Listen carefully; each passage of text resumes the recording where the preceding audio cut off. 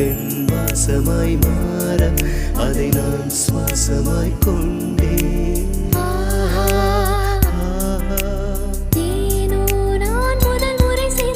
வயது வாவா சொல்கிறது, இனியும் தடை என்ன கேட்கிறது.